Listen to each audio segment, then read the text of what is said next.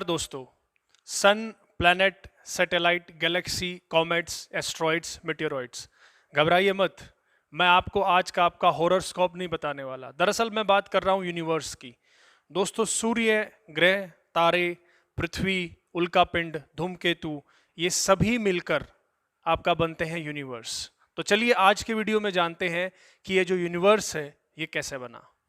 दोस्तों, ब्रह्मांड के ओरिजिन को लेके बहुत सारी थ्योरीज हैं। अलग अलग साइंटिस्ट अलग अलग टाइम पे अपने अलग अलग कॉन्सेप्ट्स के साथ आए, अलग अलग थ्योरीज के साथ आए। लेकिन सबसे इंपॉर्टेंट जो थ्योरी और सबसे सटीक जो थ्योरी है उसे बिग बैंग थ्योरी के नाम से जाना जाता है। तो चलिए एक्सप्लेन करते हैं बिग बैंग थ्योरी क्या है।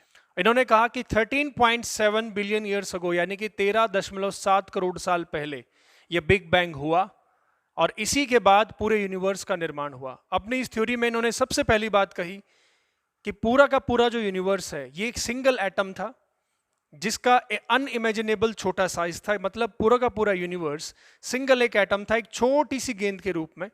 और इसी टीनी बॉल का जो डेंसिटी था वो इनफाइनाइट था, इसका टेम्परेचर इनफाइनाइट था। तो सबसे पहली बात इन्होंने यूनिवर्स के बनने की बात जो शुरू की वो इस छोटी सी गेंद से की। यहां पर मैं आपको बता दूं ये गेंद कैसे बनी, इसके बारे में जॉर्ज लेमेंटर कुछ नहीं बता पाए।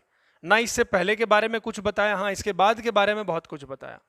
दूसरी बात दोस्तों, जॉर्ज लेमेंटर ने अपनी इस थ्योरी में कही कि ये जो टिनी बॉल है इसके अंदर एक एक्सप्लोजन हुआ, एक धमाका हुआ, लेकिन कैसे हुआ नहीं पता। आपको थोड़ा रोकूंगा, मैं कह रहा हूं ये बिग बैंग थ्योरी है, कोई प्रैक्टिकल नहीं है। तो थ्योरी में बातें सही भी हो सकती हैं, गलत भी हो सकते हैं, लेकिन अभी तक हम इसी थ्योरी को सही मान रहे हैं। चलिए वापस आते हैं टॉपिक पर। दूसरे पॉइंट में जॉर्ज लेमेंटर ने कहा दोस्तों इस टीनी बॉल के अंदर एक धमाका हुआ।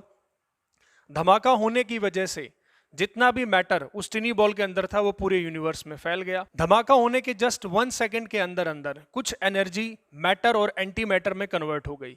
अब आप सोच रहे हैं ये मैटर और एंटी मैटर क्या है, चलिए मैं समझा देता हूं। मैटर और एंटी मैटर का मतलब आप पॉजिटिव और नेगेटिव से समझ सकते हैं। मतलब matter positive, anti matter negative. Matter आगे चल के इसी मैटर और एंटी मैटर में रिएक्शन हुई जिसकी वजह से जो मैटर एंटी मैटर है दोनों आपस में कैंसिल हो गए। उसके बाद भी कुछ मैटर इसमें से बच गया। इसी बचे हुए मैटर की वजह से आगे चल के स्टेबल पार्टिकल्स का निर्माण हुआ जिनको हम प्रोटॉन और इलेक्ट्रॉन के नाम से जानते हैं। दोस्तों यहां पर मैं बता दूं प्रोटॉन के ऊपर पॉजिटिव चार्ज होता है और इलेक्ट्रॉन पर नेगेटिव चार्ज होता है। बिग बैंग होने के अगले 3 मिनट जो टेम्परेचर है वो 1 बिलियन डिग्री सेल्सियस कम हो गया, यानी कि 1 करोड़ डिग्री सेल्सियस टेम्परेचर कम हो गया। इतना टेम्परेचर कम होने की वजह से जो प्रोटॉन और इलेक्ट्रॉन बने थे वो आपस में एक दूसरे के साथ मिले और यहीं से बनते हैं ब्रह्मांड को बनाने वाले सबसे पहले तत्व हाइड्रोजन और हीलियम। आकाशगंगा कैसे बनी? दोस्तों अभी थोड़ी देर पहले मैंने आपको बताया था कि हाइड्रोजन और हीलियम गैस पूरे यूनिवर्स में फैल गई डेंसिटी चेंजेस की वजह से और ग्रेविटेशनल फोर्स की वजह से।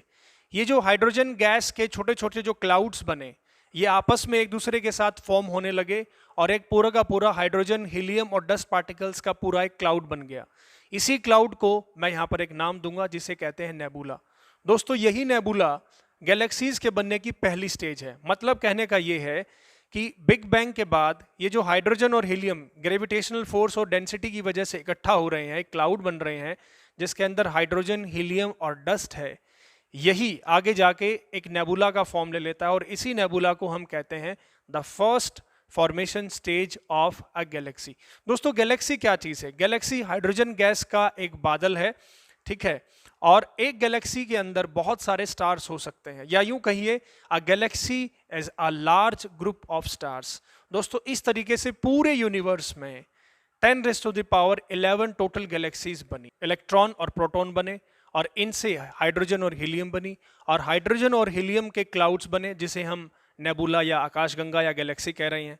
और इन्हीं नेबुलास के अंदर, इन्हीं क्लाउड्स के अंदर छोटे छोटे हाइड्रोजन गैस के गुच्छे और बनते चले गए, यानी कि छोटे छोटे हाइड्रोजन गैस के क्लाउड्स और बनते चले गए। और ग्रेविटेशनल फोर्स की वजह से हाइड्रोजन के जो मॉलिक्यूल्स हैं वो आपस में एक दूसरे के साथ मिलने लगे जिसे हम न्यूक्लियर फ्यूजन रिएक्शन कहते हैं। जी हाँ, नाभिकीय संलयन अभिक्रिया के कारण और ग्रेविटेशनल फोर्स के कारण हाइड्रोजन मिलकर हीलियम में कन्वर्ट हो गई और साथ में क्योंकि एक न्यूक्लियर रिएक्शन है एक्सेस अमाउंट में इसमें से एनर्जी निकली और ये एनर्जी दोस्तों दो फॉर्म में निकली, हीट और लाइट।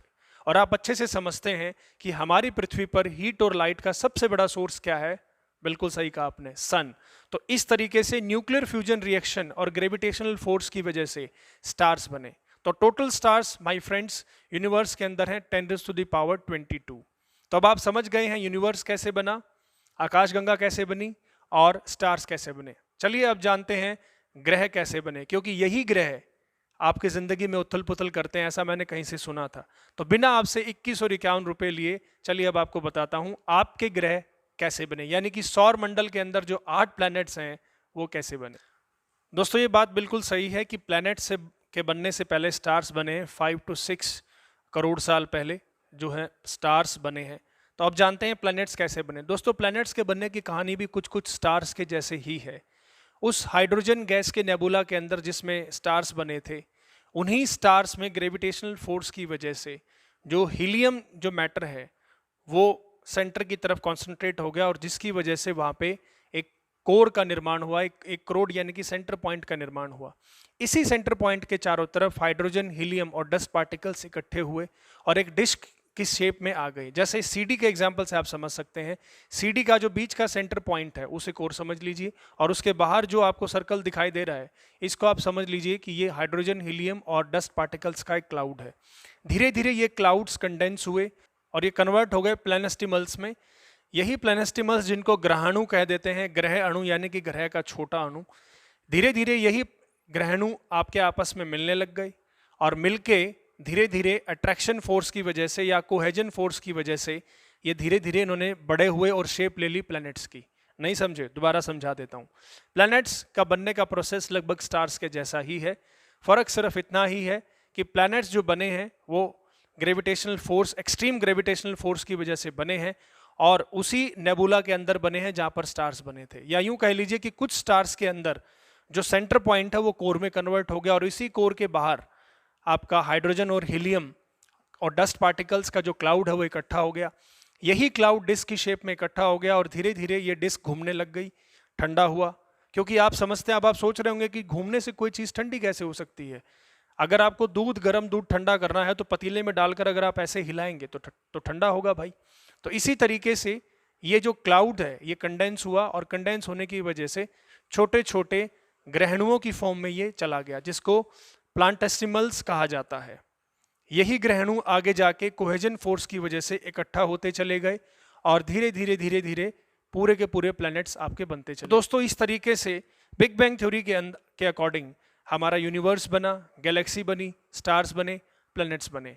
अगले वीडियो में मैं आपको बताऊंगा कि किस तरीके से अर्थ पर लाइफ स्टार्ट हुई, लिथोस्फेयर यानी कि स्थल मंडल कैसे बना, एटमॉस्फेयर कैसे बना और जल मंडल कैसे बना। तो दोस्तों ऐसे ही इंफॉर्मेटिव वीडियोस के लिए Sandeep Lamba sir YouTube channel का सब्सक्राइब कर लीजिए।